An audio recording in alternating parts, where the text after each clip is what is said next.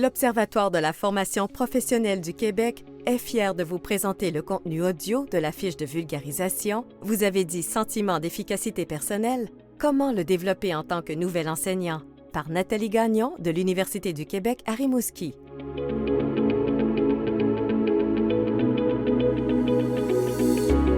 Pourquoi le sentiment d'efficacité personnelle? Le sentiment d'efficacité personnelle d'un individu est étroitement lié à sa motivation et à sa performance. Il se manifeste par des niveaux de motivation, d'engagement et de bien-être accru en emploi. Selon la littérature scientifique, un enseignant possédant un sentiment d'efficacité personnelle élevé aura tendance à mieux performer devant des situations problématiques ou difficiles, à faire des choix d'activités qui représentent un défi à réaliser avec ses élèves, à prendre des risques, à réguler ses efforts de façon plus efficace et à gérer avec maîtrise les situations anxiogènes et stressantes. Nous avons donc tout intérêt à bien comprendre les mécanismes favorisant la hausse des croyances d'efficacité des enseignants et les stratégies permettant de les maintenir.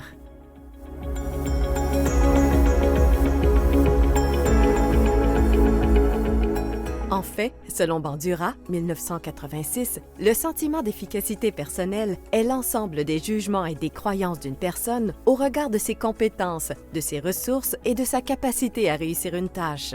Il ne renvoie donc pas à la compétence réelle de l'individu, mais à la représentation qu'il s'en fait. Donc, des personnes différentes avec des compétences identiques peuvent obtenir des performances très variées lors de la réalisation d'une même tâche en fonction des variations de leurs croyances d'efficacité. Selon Bandura, le sentiment d'efficacité personnelle constitue le facteur le plus déterminant de l'action humaine. Il influence la façon de ressentir, de penser, de se motiver et de se comporter. Le sentiment d'efficacité personnelle a donc un impact sur le choix des activités que nous entreprenons, l'environnement dans lequel nous évoluons, les efforts et la persévérance déployés lors de nos activités, le type de pensée et d'émotion que nous aurons face à une situation difficile.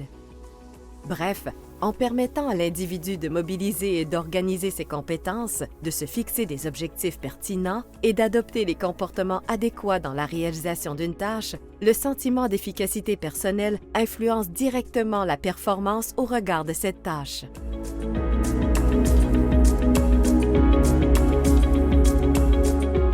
En général, le sentiment d'efficacité personnelle peut être modulé par 4 sources: les expériences antérieures, les expériences vicariantes, c'est-à-dire l'apprentissage par imitation des pairs, les persuasions verbales et les états physiologiques et émotionnels. Bandura 1977.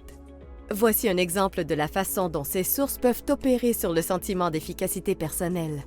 Joanie, nouvelle enseignante en formation professionnelle, croit qu'elle a une bonne capacité à motiver ses élèves par son dynamisme et sa répartie. Au regard des sources du sentiment d'efficacité personnelle, elle est persuadée qu'elle est une bonne enseignante pour les raisons suivantes. Elle détient de nombreuses années d'expérience dans son métier et elle a complété plusieurs cours sur la pédagogie. Ceci réfère à ses expériences antérieures. Elle a eu la chance d'observer sa collègue Maryse, qui a un parcours semblable et qui vit des succès dans son enseignement. Joanie pense donc qu'il en sera de même pour elle. Il s'agit ici d'expériences vicariantes. Elle a reçu des commentaires positifs de ses élèves et d'un conseiller pédagogique à propos de son enseignement.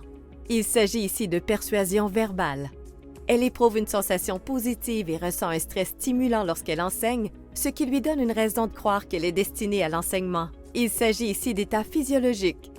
En somme, le sentiment d'efficacité personnelle de Joanie en tant qu'enseignante est élevé, puisqu'elle juge que ses compétences, ses capacités personnelles et ses ressources lui permettent de réaliser avec succès ses tâches professionnelles d'enseignante.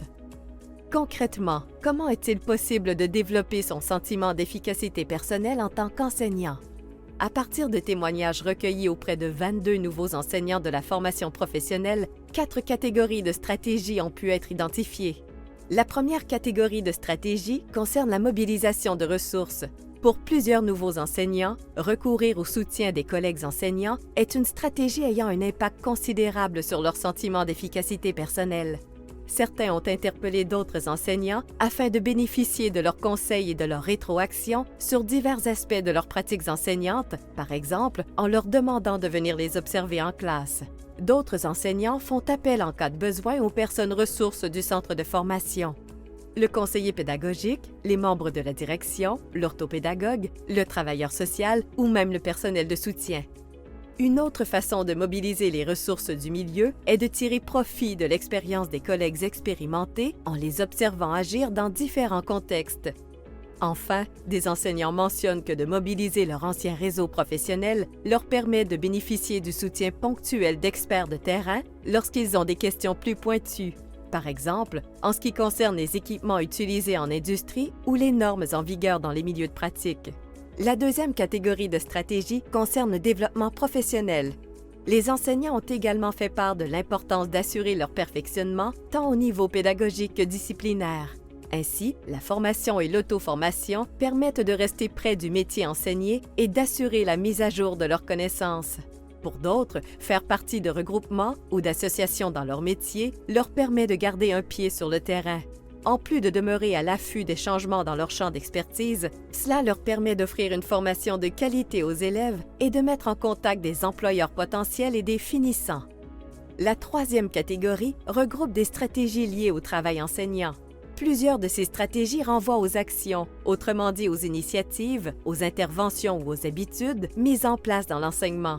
L'efficacité pour plusieurs est intimement liée au temps investi dans la préparation et la planification de l'enseignement.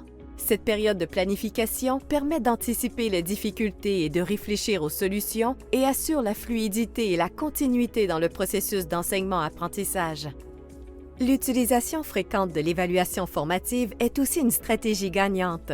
En plus de valider l'efficacité des méthodes d'enseignement et d'apprentissage utilisées, elle permet d'obtenir des informations cruciales au sujet des besoins des élèves.